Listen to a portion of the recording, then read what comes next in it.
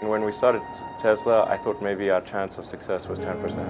And I thought, you know, if I invest half of that in creating these companies, then I still have the other half, which will be fine. Yeah. But of course, that's not how it worked out. And then there was the big recession of 2008 and 9. And in the end, I had to invest everything. And I actually was borrowing money from friends to pay the rent. You were on the edge of actually I didn't even own a house. I didn't think it would be easy. Like I said, I thought they would probably fail. But you know, like creating a company is almost like having a child. So it's sort of like, how do you say your child should not have food? So once you have the company, you have to feed it and nurse it, and take care of it, even if it ruins you. Yeah.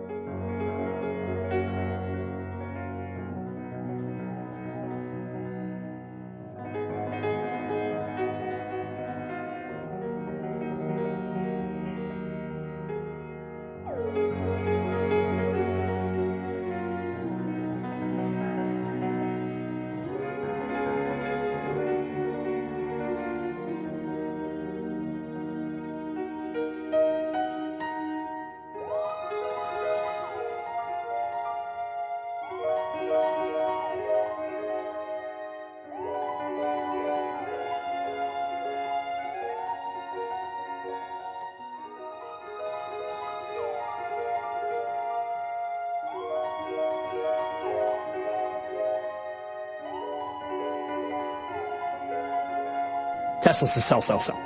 You don't want to own this stock. You don't want to lease it. Heck, you shouldn't even rent the darn thing. Christina, that Tesla stock price is really getting hammered today. It's now down, as you see on your screen there, by 9%. First of all, it's an overpriced car company. And one of the more interesting things about Tesla is now comparing it to other car companies. You put $90 billion, like 50 years worth of brakes into solar and wind, to Solyndra and Fisker and Tesla and Enter1. I mean, I had a friend who said you don't just pick the winners and losers, you pick the losers. And they have to become a car manufacturer. And becoming a car manufacturer is a lot more difficult than becoming a high-tech darling.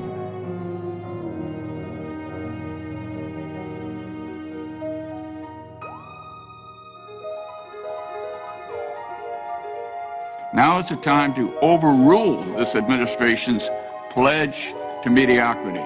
You know, there are American heroes who don't like this idea. Neil Armstrong, Gene Cernan have both testified against commercial spaceflight and the way that you're developing it, and I wonder what you think of that. I was very sad to see that because those guys are,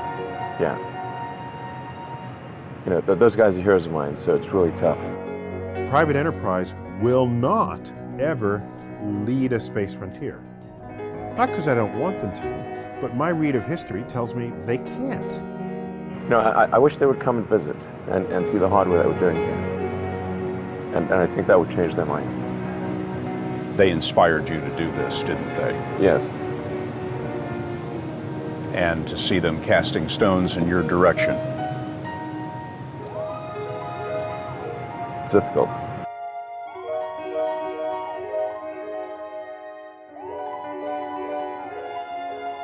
When you had that third failure in a row, did you think, I need to pack this in?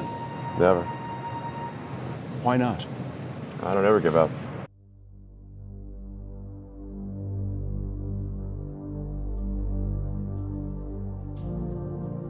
Most space organizations, government or commercial, have set their sights too low. They've really built relatively small rockets. And Falcon Heavy is the first time that there's something that's arguably even in the super heavy class, or somewhere between heavy and super heavy.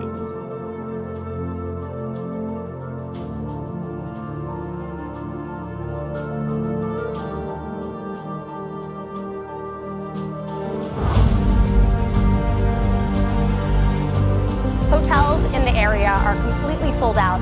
Parking lots are packed. It's like the first time something exciting has happened in rocket launch in a very long time.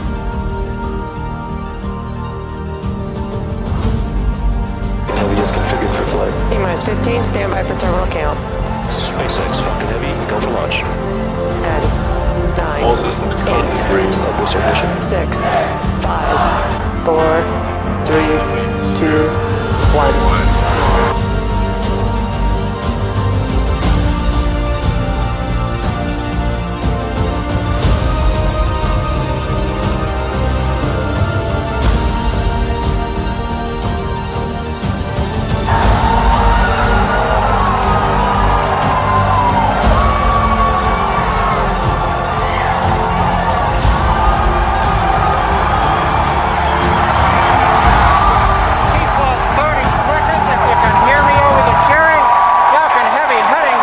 On our test flight, building on the history of Saturn V Apollo.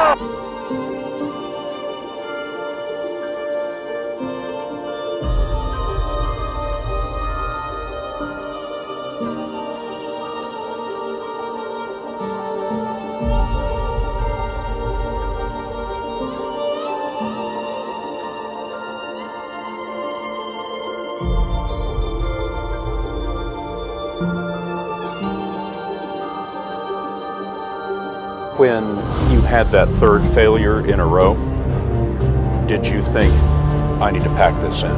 Never. Why not? I don't ever give up. I mean, I'd have to be dead or completely incapacitated.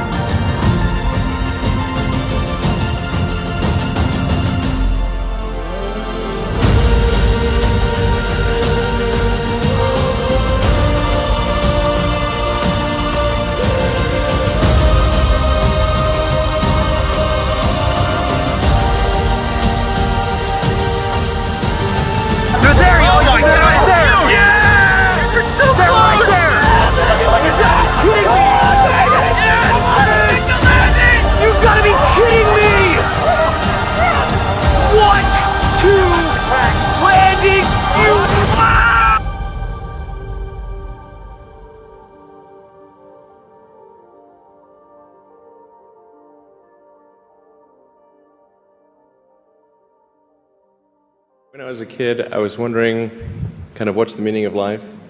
Like, why are we here?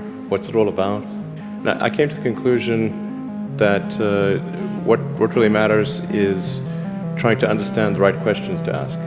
The more that we can increase the scope and scale of human consciousness, the better we are able to ask these questions. There are certain things that are necessary to ensure that the future is good. Some of those things are, in the long term, having long-term sustainable transport and sustainable energy generation, be a spacefaring civilization, and for humanity to be out there among the stars and be a multi-planetary species. Being a multi-planet species and being out there among the stars is important for the long-term survival of humanity. That's one reason, kind of like life insurance for life collectively, life as we know it.